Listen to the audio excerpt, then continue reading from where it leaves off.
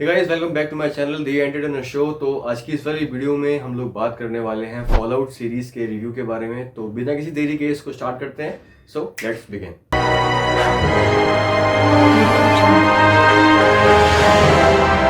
तो 8 एपिसोड की ये सीरीज आपकी खोपड़ी हिला देगी और आपको ये सोचने में मजबूर करेगी कि कोई इंसान कितना हद तक गिर सकता है अपने फायदे के लिए।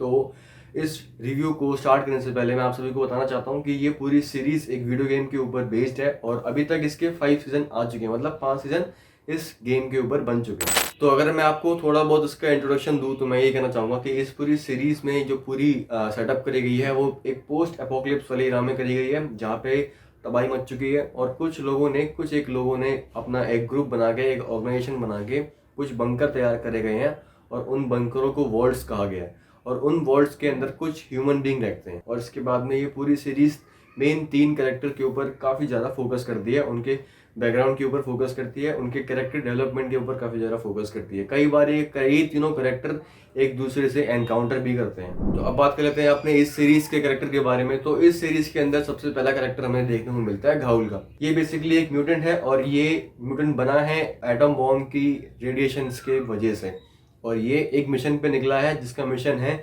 अपनी फैमिली को ढूंढना। और ये घाउल बहुत ही ज़्यादा रिजेंबल करता है मार्वल के रेड स्कल से, क्योंकि दोनों का फेस काफ़ी ज़्यादा मिलता जुलता है, सिमिलैरिटीज बहुत ज़्यादा दिखती है इन दोनों के फेसेस में। दूसरा कैरेक्टर आता है लूसी का। ये बेसिकली वॉल्ट के अंदर रहती है और कुछ लोग इसके फादर को लेके चले गए थे, तो ये अपने फादर को ढूंढने के लिए मिशन पे निकली हुई है बाहरी दुनिया में। तीसरा जो कैरेक्टर है वो है एरन का, जो एक स्क्वायर है और वो आदेश मानता है ब्रदरहुड ऑफ स्टील का।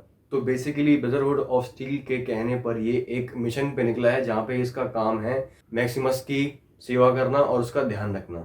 तो ये तीनों अपने अपने मिशंस पे निकले हुए हैं, इनके बारे में पूरी कहानी दिखाई गई है कि हर एक एपिसोड में आपको ज़्यादा दिमाग लगाने की जरूरत नहीं पड़ेगी, क्योंकि कहानी इतनी ज़्यादा सिंपल है कि बिना कुछ सोचे समझे आपको समझ में आने वाला है।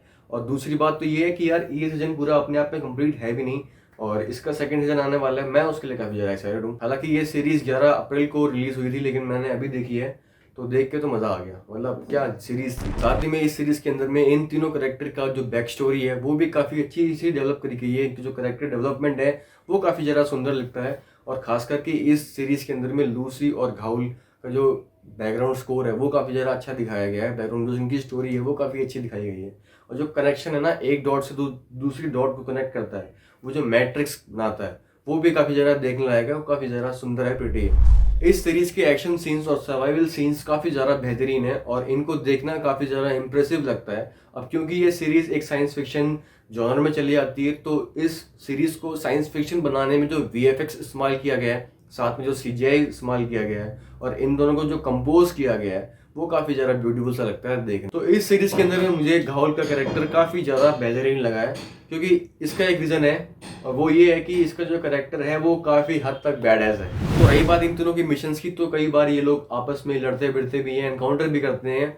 और अब आ जाते हैं अपने मेन क्वेश्चन की ओर। तो क्या ये लोग अपने मिशन में सक्सेसफुल हो पाएंगे या फिर एक कहावत 3 तिगाड़ा काम बिगाड़ा बन के रह जाएंगे?